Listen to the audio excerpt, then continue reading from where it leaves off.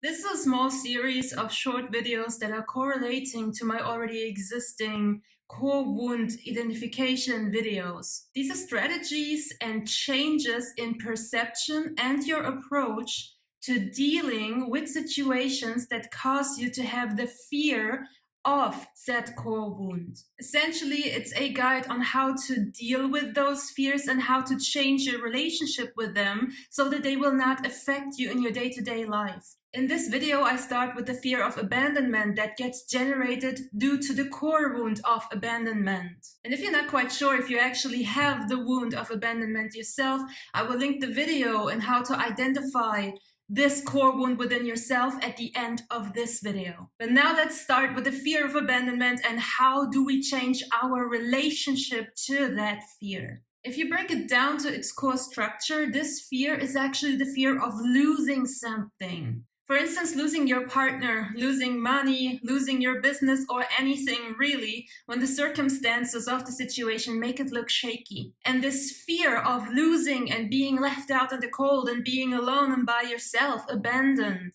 causes you to either cling on to, hold on to, back and be needy and therefore push the thing that you're trying so hard to keep further away from you. Or on the flip side, it can show up as you sabotaging yourself for the sake of not being the one who gets abandoned, but being the one who causes it yourself. Feels a little bit better in your brain. Your biggest issue is actually your dependency and attachment to the other person or situation or thing that you're afraid of losing. And in most cases, this attachment and dependency is actually not reality. It is just your perception that you created for yourself because you are A, just used to it and you don't know any other way, or B, it's because you struggle with self-esteem and confidence and you don't actually believe that you are good enough or strong enough or whatever enough to actually be able to get, have, and sustain that what you want.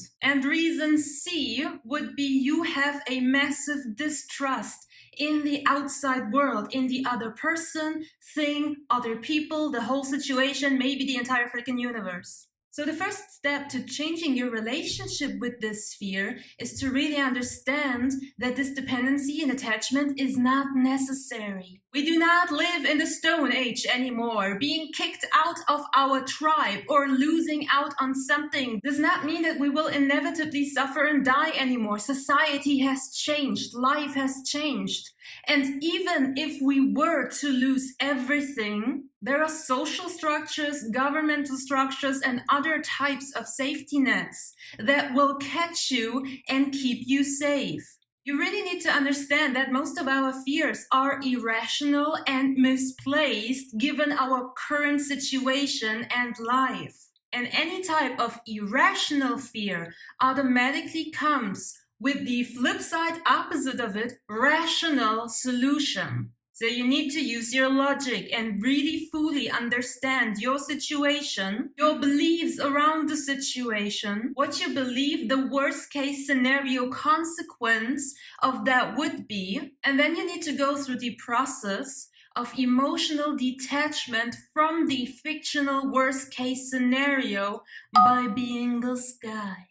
Your desire to become unafraid of that fear, to become resilient towards the fear or idea of potentially getting abandoned or being alone, needs to be stronger than your desire to create a false sense of safety and security in order to avoid ever having to deal with that fear in the first place. Fear is acting like a puppet master in the back of your mind. It is completely influencing and almost controlling your decision-making, thought patterns, and behaviors. And in order to cut loose from that freaking puppet master, you need to somehow prove to yourself that you are able to survive this. And that's why we go directly to the mental simulation of the worst case scenario, to show to yourself, hey, even if that were to happen, I'm still gonna be alive.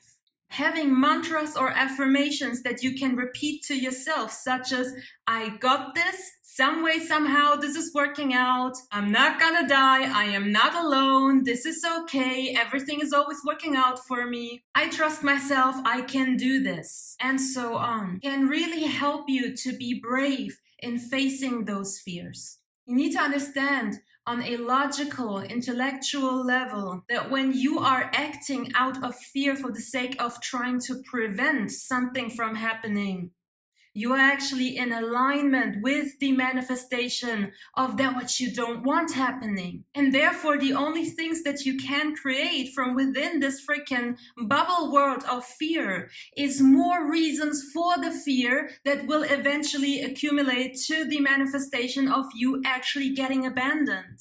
So to wrap it up, you gotta be brave, face your fear head on, allow your mind to go to the absolute worst case scenario, practice emotional detachment being the sky, and find logical understandings for why your fear is irrational in first place.